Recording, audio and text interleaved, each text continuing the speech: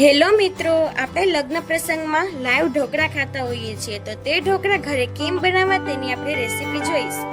તો ચાલો આપણે રેસીપી શરૂ કરીએ. ઢોકળા માટેનું દળાવેલું છે, જેમાં 2 વાટકો ચોખા અને 1 વાટકો ચણાની દાળ હતી. એ આપણે રાતે પલાળી અને મૂકી દેવાનું છે. તમે જો ખાટા વધારે ખાવું હોય તો છાશ વધારે નાખી અને પલાળી શકો છો. સવારે પલળી ગયા પછી આપણે તેમાં શું નાખવાનું તે તૈયાર કરી લઈએ. તો ચાલો રેસીપી શરૂ કરીએ. સૌપ્રથમ મરચા, લાલ અને લીલા બંને મરચા લીધા છે મેં. ત્યારબાદ તેમાં એડ કરીશું લસણ, આદુને ઝીણું ઝીણું ખમણી નાખશું અને તે બધું મરચું, લસણ બધું ઝીણું ઝીણું ક્રશ કરી નાખશું. આ આદુ પહેલા આપણે નાખીશું અને પછી તે ક્રશ કરેલી બધી વસ્તુ આમાં ભેળવી દઈશું. ત્યારબાદ એમાં નાખીશું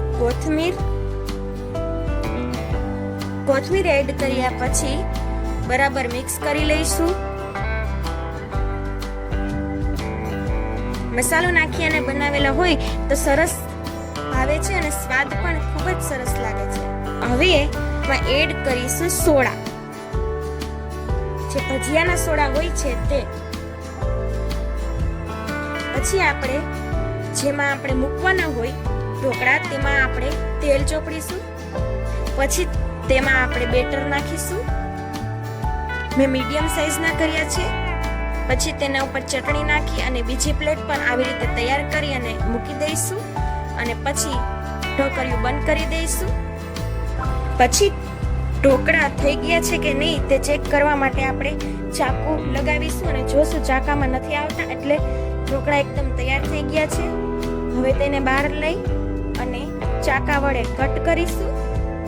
નાના નાના પીસીસમાં કાપી લઈશું. જો કેટલા સરસ થઈ ગયા છે ઢોકળા. હવે આપણે તેની પ્લેટિંગ કરી લઈશું. તેને આપણે લસણવાળી ચટણી અને તેલ સાથે ખાઈ શકીએ છીએ. તો જુઓ કેટલા સરસ ઢોકળા થોડી જ વારમાં તૈયાર થઈ જાય છે.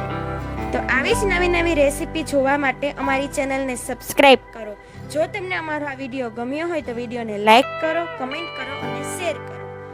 Thank you.